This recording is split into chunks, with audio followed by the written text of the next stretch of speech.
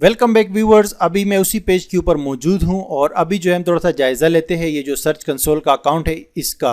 तो सबसे पहले आप यहां पे ऊपर देख सकते हैं, यहां पे आपको लिस्ट नज़र आएगी वेबसाइट पे। जिस साइट पे भी आप क्लिक करेंगे तो उसका डेटा आपके सामने शो हो जाएगा। ठीक है, तो अभी हमने जो साइट ऐड की है worldcheaptravel.com, तो इसका डेटा हमारे सामने है। यहाँ पे आपको मैसेजेस आएंगे, जो कोई अगर मैसेज होगा इस वेबसाइट के हवाले से तो वो आपको आएगा कि कोई मसला है आपकी वेबसाइट के अंदर।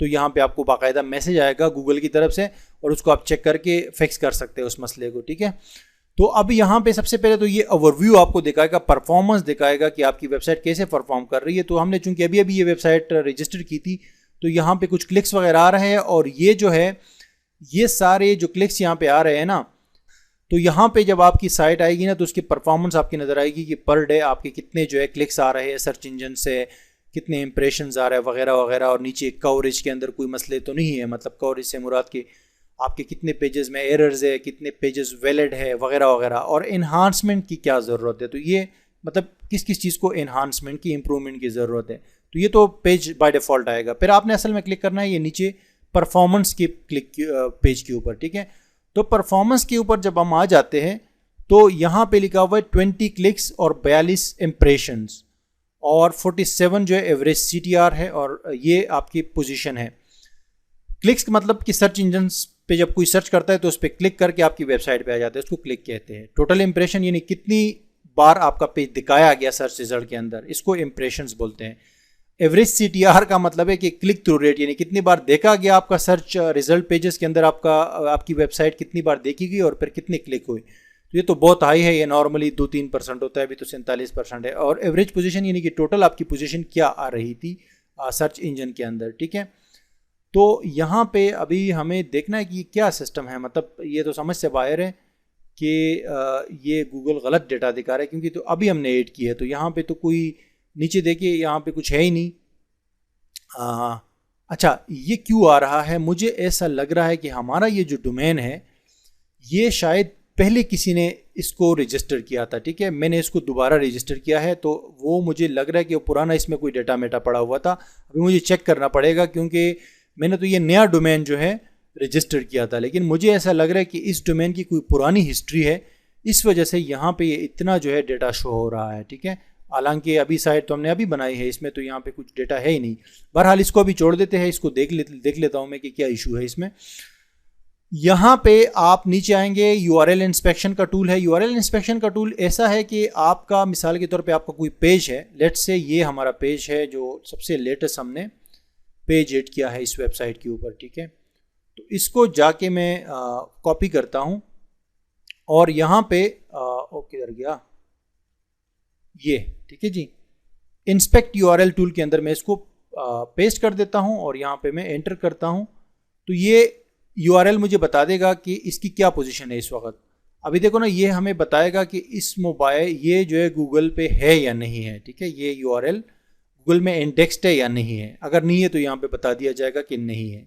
नीचे आएंगे तो इसकी अगर इंडेक्स्ड है और कोई और इसमें मसला है कवरेज का। कवरेज किसको कहते हैं? कवरेज का मतलब है कि गूगल का जो क्राउलर है वो जाके इसको क्राउल कर सकता है या नहीं। यहाँ पे आप देख सकते हैं कि क्राउल अलाउड है या नहीं है, साइट मैप के अंदर ये URL है या नहीं है। और भी जितने इंडेक्सिंग की इश्यूज़ है या जो भी इश्यूज़ है सारा गूगल बता देगा कि इसमें क्या इशू है और क्या नहीं है। ठीक है, तो अभी जब नहीं है ये गूगल में तो हम इसको यहाँ पे रिक्वेस्ट इंडेक्सिंग कर सकते हैं, मतलब गूगल को हम रिक्वेस्ट कर सकते हैं कि इसको इंडेक्स करो। तो हम क्लिक कर देंगे और इसको इंडेक्स करेंगे। समटाइम्स क्या होता है कि जब आप नया कोई पेज जो है अपडेट करते हैं, कोई नया आर्टिकल पब्लिश करते हैं तो गूगल ऑटोमेटिकली थोड़ा सा टाइम ले लेता है। ठीक है, उसको इंडेक्स करने में। तो आप क्या कर सकते हैं कि यहाँ पे आके आप अपना आर्टिकल यहाँ पे पेस्ट करें और यहाँ से रिक्वेस्ट भेजें तो गूगल जल्दी जो है फास्ट उसको इंडेक्स कर देगा। तो एक अच्छा तरीका होता है अगर आप चाहते हैं कि कोई ऐसा कीवर्ड है जिसको आप चाहते हैं कि जल्दी जल्दी गूगल में इंडेक्स हो जाए और थोड़ा सा रिजल्ट वो जल्दी जनरेट करें, तो उसके लिए ये ऑप्शन यूज़ कर सकते हैं। लेकिन इसका ये मतलब नहीं है कि आपने यहाँ पे इंडेक्स कर लिया तो जल्दी रैंकिंग में आ जाएगा।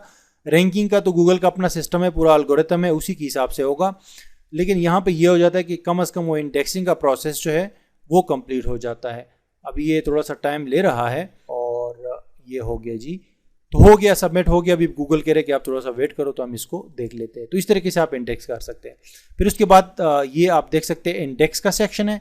इसके अंदर हमारे पास कवरेज है, साइट मैप है और रिमूवल्स है। तो सबसे पहले हम कवरेज पे क्लिक करके देखते हैं। तो कवरेज के अंदर जब हमने क्लिक किया तो यहाँ पे बताया जा रहा है कि यहाँ पे आपको बताया जाएगा कि कितने एरर्स है आपके पेजेस के अंदर या वेबसाइट के अंदर, कितने वार्निंग्स है, मतलब वार्निंग से मुराद के वो मसले जिन पे गूगल आपको वार्निंग देता है कि इनको ठीक करो, और एरर का मतलब है कि वो तो कम्प्लीटली मतलब मसले मसाइल हैं। वैलिड का मतलब है ये ग्रीन होगा कि इसका मतलब है ये ठीक है, ये पेज या ये आपका सेक्शन वेबसाइट का सही है। एक्सक्लूडेड का मतलब होता है कि ये जो पेजेस है, यूआरएल्स है, ये आपने अलाउ नहीं किया है हमें, मतलब ये आपने एक्सक्लूड कर दिया है, ये आपने निकाल दिया है इंडेक्सिंग से। तो ये वही मसला लग रहा है कि ये डोमेन पुरानी है, तो इस पर किसी ने पहले काम किया है और जो भी किया है वो मुझे बाद में अभी देखना पड़ेगा, लेकिन अभी तो मैं आपको जस्ट डेमोन्स्ट्रेशन दे रहा हूँ, ठीक है, क्योंकि ये तो अभी हमने नई साइट बनाई है।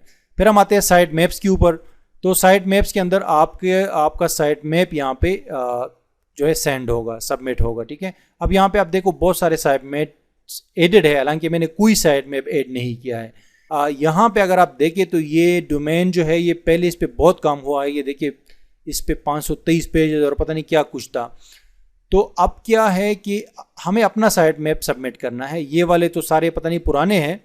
तो अभी का जो हमारा साइट मैप है वो हम जाएंगे और हमें हमारा जो वो है प्लगइन है रैंक मैथ का, इसके अंदर जाके यहाँ पे साइट मैप सेटिंग का ऑप्शन आपको नज़र आएगा, इस पर आपने क्लिक करना है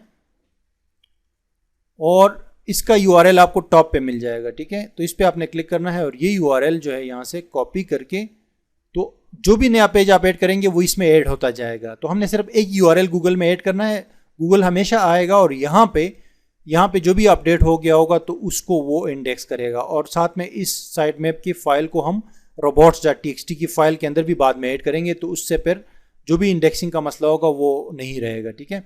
तो हम अभी यहाँ पे आके इसको पेस्ट कर देते हैं, लेकिन चूंकि ये वेबसाइट का एड्रेस ऑलरेडी है तो हम ये वेबसाइट का एड्रेस यहाँ से हटा देंगे और जस्ट ये साइट मैप का एड्रेस रहने देंगे और इसको हम सबमिट कर देंगे। तो ये भी सबमिट हो जाएगा, आपके सामने है, सक्सेसफुली सबमिटेड हो गया है। ओके करेंगे तो ये नीचे आप देख सकते हैं सक्सेस है। अब ये पुराने वाले जो है ये गूगल को इग्नोर कर देना चाहिए उनको, ठीक है। नेक्स्ट आता है जी रिमूवल्स का ऑप्शन। रिमूवल्स के ऑप्शन के अंदर आप जो है कोई ऐसा आउटडेटेड कंटेंट है या ऐसा कोई कंटेंट है आपकी वेबसाइट के अंदर जो आप चाहते हैं कि गूगल से आप कंप्लीटली उसको रिमूव कर दे, तो उसके लिए ये टूल यूज़ करते हैं हम लोग। मतलब कोई आउटडेटेड कंटेंट हो या ऐसा कंटेंट हो जो बहुत सारा टाइम उस पर निकल जाए और वो रैंक ना होता हो, हम समझते हैं कि यार वो वेबसाइट पे बोझ है, तो उसको हम यहाँ पे रिक्वेस्ट करके वो हटा सकते हैं यहाँ से, ठीक है। फिर उसके बाद एनहांसमेंट का सेक्शन है जिसमें कोर वेब वाइटल्स का एक ऑप्शन है।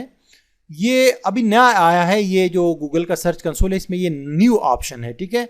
और ये अभी मैंने इसके बारे में जो पढ़ा है उसका मतलब ये कि ये बहुत इंपॉर्टेंट है आगे आने वाले फ्यूचर के अंदर, जो रैंकिंग फैक्टर्स है ना उसके अंदर ये भी बहुत इंपॉर्टेंट है।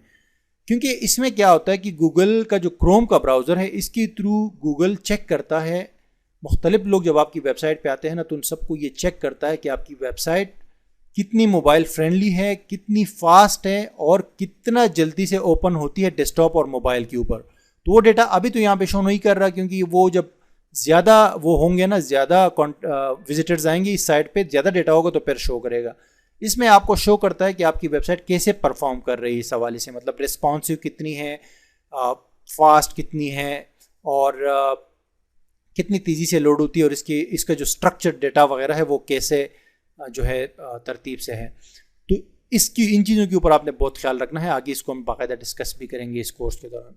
फिर उसके बाद आता है यहाँ पे सिक्योरिटी और मैनुअल एक्शंस। मैनुअल एक्शन का ऑप्शन है, इसके अंदर आपको गूगल अगर आपकी वेबसाइट को कभी कभी मैनुअली आपकी वेबसाइट को पेनल्टी लगाता है, ठीक है। पेनल्टी से मुराद अगर आप कोई गलत बैकलिंक्स बनाते हैं या कीवर्ड स्टफिंग करते हैं या ब्लैक हेट की एसईओ के चीज़ें यूज़ करते हैं, टेक्निक्स यूज़ करते हैं, तो गूगल का एल्गोरिथम या गूगल मैनुअली, मतलब कोई बंदा गूगल का आपको पेनल्टी लगा के फिर उसका मैसेज यहाँ पे आएगा। अभी तो यहाँ पे कुछ नहीं, नॉर्मली नहीं होगा, लेकिन वो रेयर केसेस में होता है।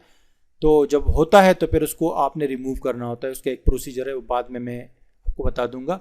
सिक्योरिटी इश्यूज़ का ऑप्शन है इसमें, ये कि आपकी साइट के अंदर अगर कोई सिक्योरिटी इश्यूज़ आ जाते हैं, मिसाल के तौर पे आपकी वेबसाइट अगर हैक हो जाती है, कंप्रोमाइज़ हो जाती है, कोई अटैक करता है आपकी साइट पे, या आपकी वेबसाइट से सिक्योरिटी से रिलेटेड कोई भी मसला आता है, तो यहाँ पे गूगल आपको शो करेगा, क्योंकि गूगल का जो क्राउलर है उसको पता चल जाएगा कि वेबसाइट के अंदर क्या इशू है, तो आपको यहाँ पे वो नज़र आ जाएगा, ठीक है। फिर आते हैं जी लेगेसी की कुछ टूल्स है, ये गूगल ने रिटायर कर दिए ये सारे टूल्स, अभी इसकी ज़रूरत नहीं है, आप इसको ना भी देखें तो कोई मसला नहीं है, ठीक है। तो इसमें एक इंटरनेशनल टारगेटिंग है, मतलब आप एक कंट्री सेलेक्ट कर सकते हैं कि कौन सी कंट्री के लिए आप अपनी वेबसाइट को टारगेट कर रहे हैं, ठीक है। गूगल ये टूल्स रिटायर कर चुका है, लेकिन अभी भी यहाँ पे पड़े हैं, तो आप जाके अगर आपका यूएस के लिए आपकी साइट है तो यूएस आप सेलेक्ट कर सकते हैं, वैसे यूएस बाय डिफ़ॉल्ट सेलेक्ट होता है, ठीक है। फिर उसके बाद क्राउल स्टेटस की गूगल का क्राउलर आपकी साइट पे आके कितना, मतलब एवरेज कितना टाइम लगाता है, ठीक है। तो ये आप देख सकते हैं, ये चार्ट में आपको बताता है कि पर डे कितने पेजेस गूगल का जो सॉफ्टवेयर है वो पर डे कितने पेजेस क्राउल करता है आपकी वेबसाइट पे। तो इससे आपको पता चलता है कि मतलब है कि आपकी साइट का क्राउल रेट क्या है एक्चुअली, ठीक है। फिर मैसेजेस अगर कोई आते हैं, यूआरएल पैरामीटर्स, वेब टू इसको छोड़ दो बस, ये अभी बस रिटायर हो गया है। नीचे लिंक्स का ऑप्शन है, तो लिंक्स में गूगल जितने भी लिंक्स गूगल आपकी वेबसाइट के एक्सटर्नल या इंटरनल जितने भी लिंक्स होते हैं वो सारा गूगल क्राउल करता है, और इसी के बेस पे और कंटेंट के बेस पे आपकी साइट को रैंकिंग मिलती है। तो वो सारे लिंक्स आपको यहाँ मिलेंगे। अभी तो हमारे इंटरनल लिंक्स भी ज़ीरो है और एक्सटर्नल भी ज़ीरो है और कुछ भी डेटा नहीं है, लेकिन कुछ टाइम के बाद जब हम लिंक्स बनाना शुरू करेंगे तो वो लिंक्स यहाँ पे आपको नज़र आना शुरू हो जाएंगे, ठीक है। तो उससे आपको पता चलेगा कि आपको किस किस ने बैकलिंक दिया हुआ है और आप इंटरनली कितने बैकलिंकिंग आपने की हुई है। तो ये सारी चीज़ें, इस टूल को आपने रेगुलर चेक करना होता है, कम से कम हफ्ते में एक बार लाजमी चेक करना होता है कि आपकी वेबसाइट कैसे परफॉर्म कर रही है, क्या इश्यूज़ है जिनको फिक्स करने की ज़रूरत है, और ताकि आप अपनी परफॉर्मेंस को देखें और आप जो है उस हिसाब से अपने जो है वेबसाइट को इम्प्रूव करें।